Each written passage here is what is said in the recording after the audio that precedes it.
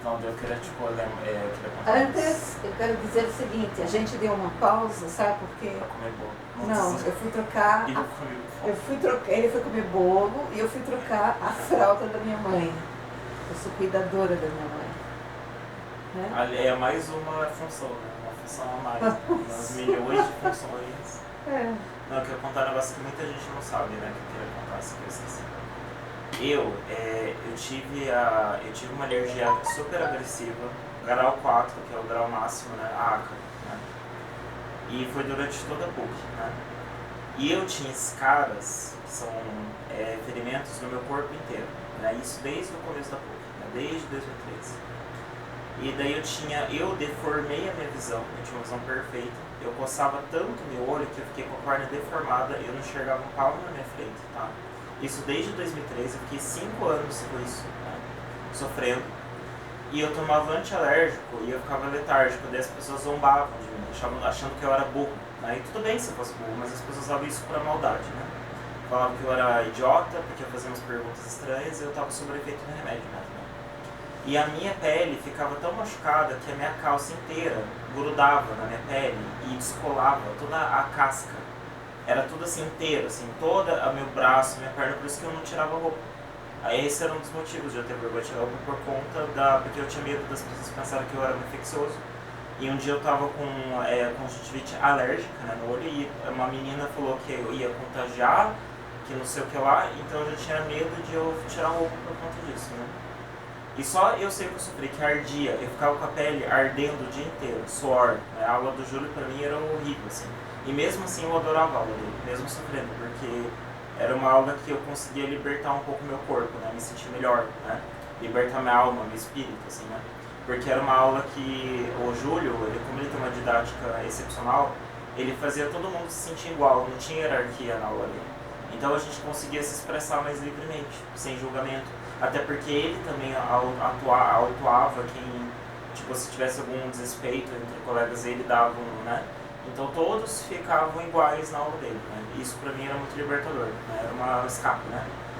O Júlio Mota é uma das raras pessoas, né? Eu conheci na minha vida, eu tive o privilégio na minha vida de conhecer pessoas muito boas, mestres excelentes, né? E o Júlio Mota é um cara assim, bailarino a vida toda do Teatro Guaíra, né? Companhia G2 agora. Ele é G4, G5, G6, G7, né? Devia ter G7 para idosos de 80, 90 anos, deveria ter, sim. Deveria ter. Ou então para deficientes físicos, para aquelas pessoas que costumam chamar de abobados, né? Certo? Os idiotas. Mas enfim, meu agradecimento sempre para o Júlio Mota, né? Sempre foi um cara sensato, sabe? Sempre foi um cara assim, sabendo pesar uma coisa e outra.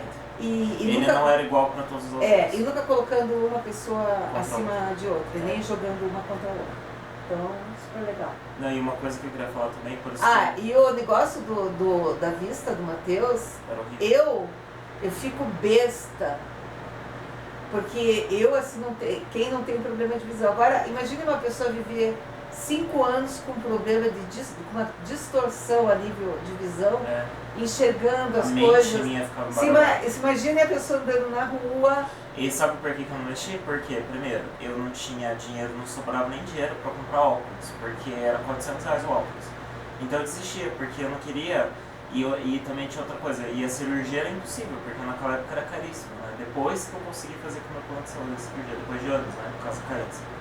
Então, e assim, isso atrapalhou muito o meu desenvolvimento como artista dentro da faculdade, né? Porque eu tinha muitas limitações, e além disso, minha turma, eles não me abraçavam, eles sempre me excluíam, assim, mesmo eu podia ter mil defeitos, mas não tem sentido, até porque eu mesmo já abracei muita gente zoada, sabe, muita gente que era grossa, me tratou mal, então não tinha porquê disso, né? Então é isso, e até porque o desenvolvimento do teatro, eles têm pra você, eu sempre falava isso, na minha turma eles não gostavam de ver isso, mas assim, no teatro, A gente tem que saber lidar com qualquer tipo de pessoa, senão você não faz nada. Se todo mundo fica, eu vou fazer com meu amiguinho. Não tem teatro, não e tem o teatro não construção. é para um grupo de pessoas. Exatamente. É para quem quer fazer teatro. Exatamente. Entendeu? Não tem regras, tipo, não tem hierarquia. E também assim, quanto mais diversidade, melhor. Melhor. E ali não, ali era bloquinhos. A minha turma, isso que é uma coisa, por exemplo, a turma da Denise, eles podiam brigar, quebrar o pau, sabe, ter confusão, mas eu não via isso na turma deles, por exemplo, essa divisãozinha. Um aqui, um ali, e todo mundo fingindo que tá tudo bem, somos amigos, felizes, não. Ali era real a coisa. Minha turma era uma turma bem grande, né? Tinham pessoas mais velhas, que era eu, a Maria das Graças, Sim, tinha muita heterogênea. Tinha o Dirceu, acho que umas 5 pessoas com mais de 40 anos, né? A minha turma já não tinha muitas pessoas mais... E a gente estava entrosado ali, né? Tem problema? Tem, mas claro tinha, não era aquela coisa assim de blocos, entendeu? Que ficava aquela coisa embaixo do tapete, sabe? Agora imagine eu nessa situação. Quando o número de pessoas é menor e quando existem aquelas pessoas que se consideram estrelas. A gente vê a diferença de atitude, a diferença de comportamento, a gente vê isso. A gente percebe, né? E esse problema que ele tem na perna, eu sou testemunha. Sou testemunha porque Tive, né? Graças a Deus. eu sempre ia, aqui em casa é assim,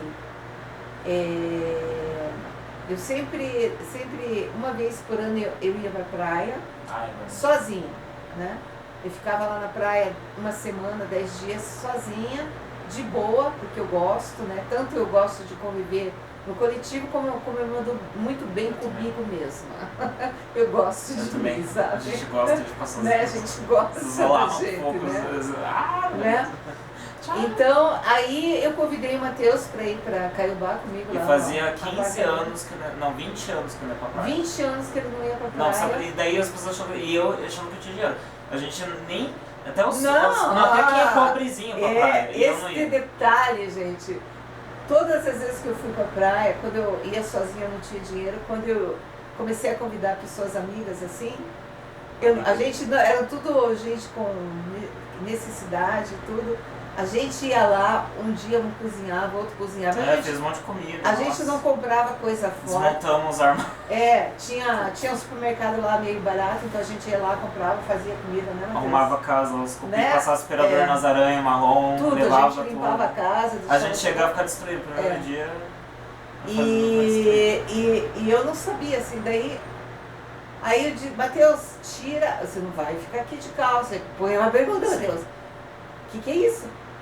Foi, acho que uma das primeiras vezes. Porque depois começou a melhorar, depois que trabalhava aí foi uma das primeiras vezes que o Matheus colocou bermuda. Fazia anos. Essa coisa do corpo, né? Não, mas era por causa do machucado. Da perna, da barriga sim, mas a da perna era. Eu tinha aqui na barriga também, ficava tudo assim. E pra piorar também tinha asma, que às vezes me dava, era assim, quando não era o olho, era asma, quando não era asma, era pele.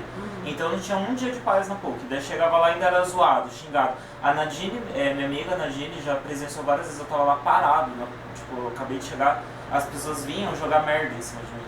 Falar mal de mim do nada, do além, se brotava da terra, entendeu? E eu brinco, porque na minha vida tem coisas parecidas com a vida do Matheus, que existem pessoas que se chegarem e pararem no poste, o resto já começa a jogar lixo em cima. A pessoa não precisa fazer nada. Não precisa nem falar nada. Não precisa falar nada. Parou. E se fala é pior, porque daí dizem que é o motivo, que você dá de bandeja, o motivo para elas fazerem isso. Entendeu? É uma coisa assim, existem pessoas nesse mundo que são catalisadores. É incrível isso, mas... E pode vir que a gente aguenta tudo. Mas é um fato.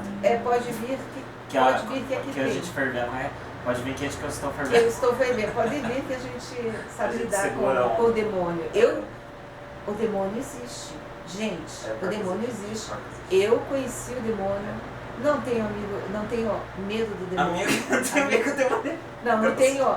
Entendeu? O demônio e a gente já conversou, entendeu? Então, não tenho medo de gente se conecta com Deus, assim, com essa coisa maior, tem o amor, né, que é o amor verdadeiro, né, amor que eu digo nessa coisa maior, não tem que temer nada, a gente não tem que ter medo de nada. Não tem que ter medo de nada.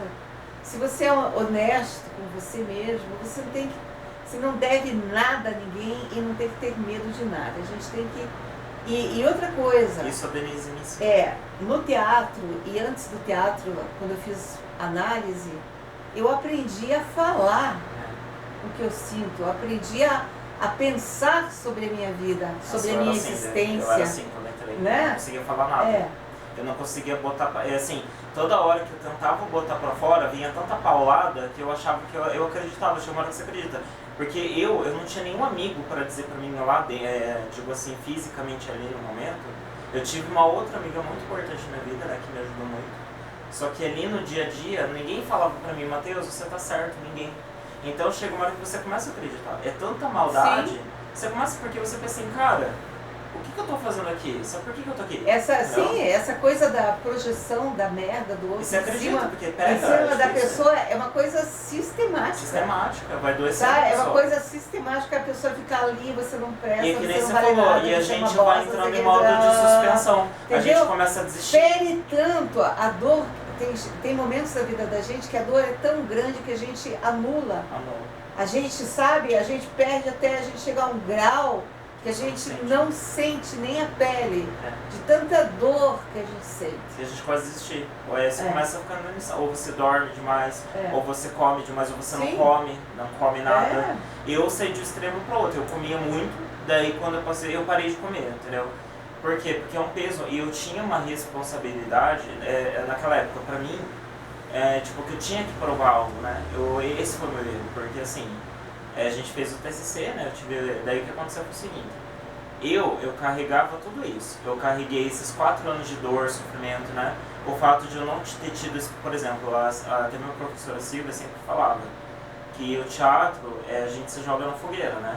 Eu nunca tive tido essa experiência, eu tive isso no TCC, foi a primeira vez. Eu nunca tive essa oportunidade, essa chance que alguém tivesse me dado de ter sentido como estar na fogueira. Ninguém nunca me deu essa chance. Eu nunca tive a oportunidade de deixar um grupo de pessoas, nossa, Matheus, vamos treinar isso aqui, Matheus, se joga, sabe, se divirta. E isso eu levei pra minha vida. Gente, a gente tem que tudo que a gente faz, a gente tem que se divertir, a gente tem que fazer com amor, com tesão, com paixão. E outra coisa... Não por força, não por pressão. Né? O TCC, seja de teatro, seja o que for... É uma prova. Né? É uma prova, não é só isso, é uma neurose. É uma neurose. As pessoas ficam neuróticas. Todo As pessoas ficam neuróticas. Todo mundo do seu jeito. Eu era no comer, o outro não sei lá, o outro não sei lá. Eu não fiz isso porque, cara, não só por ter mais experiência de vida. Pra mim, eu pensei assim, o TCC pra mim é uma apresentação como outra qualquer. Sabe, não entrei naquela... Mas eu entendo, porque eles são jovens. Que a gente é jovem e também tem outras... Por exemplo, se eu tivesse agora, do jeito que eu tô, ia ser bem diferente. Talvez eu podia até passar mal, mas esse todo por quê? Porque olha o peso que tinha, era alergia, era gente que me odiava, era dinheiro, era pressão de... Porque quando eu tava lá, eu senti uma onda de ódio, de inveja, de sei lá o que era. E é muita pressão, e é prova, daí eu e a Denise, a gente fez tudo fazendo 2 pessoas fazendo monografia, fazendo tango, iluminação, sonoplastia, figurino, cenografia, tudo perfeito pra ficar perfeito. A gente dividiu... E sabe por que a gente queria que ficasse perfeito? Não é no sentido ideal, é no sentido da gente transmitir a mensagem exata do jeito que a gente queria. Eu ia cantar, eu ia tirar roupa, coisa que eu nunca fiz. Eu ia me despir de tudo que tinha problema. E tudo isso dentro da nossa organização, porque fomos pessoas organizadas. Ensaiar tudo, ensaiar tudo. Não foi do nada, não foi do Matheus, a parte da pesquisa escrita, eu fiz. Foi ela que fez. A Denise que deu a diretriz. O Matheus, ele trabalhou toda a produção, Mas eu também, tipo, né, eu coloquei as minhas ideias dentro do projeto. O Ezequiel, ele tinha problemas de trabalho, né? Que ele só ensaiava no sábado. Mas ele pelo menos foi honesto, né? Ele falou assim que ele podia, né? Mas eu digo assim, o Matheus, toda a produção, a luz, né? Sonoplastia, aqui ó, eu estava lá vendo o que ele estava fazendo. Eu até tinha que ajudar a Nadine, porque era tanta luz que tinha, que eu tinha que... E a gente... Um grupo ajudava o outro. E a nossa era a última turma a apresentar. Então a gente tava... E a gente chegou que horas dele? 8 horas da manhã chegou lá. E sabe que horas que a gente saiu? 11 horas da manhã de novo. Destruído, né? A gente estava destruído, assim, pelo cansaço também. Tinha isso também, o cansaço. sem comer, no meu caso eu não comia, então eu tive uma questão até metabólica, né, física, não foi porque assim, Quantos quilos você eu emagreceu? emagreci 25 quilos em 3 meses. Ele emagreceu. E todo mundo viu, as 25. pessoas viram que eu emagreci. Eles não, as pessoas não acreditam. Primeiro que o Matheus é bonito. Olha a boquinha dele, olha o nariz, olha os olhinhos dele, olha os pezinhos, muito bem tratados, mãozinha, né? Ele é bonito, gordinho mesmo ele é bonito. Agora magro, ele ficou muito bonito, né, Matheus? Pessoal não estava acreditando naquilo que estava Ninguém vendo. uma menina lá, que eu estudei durante 4 anos, ela chegou pra mim, tá magro, né?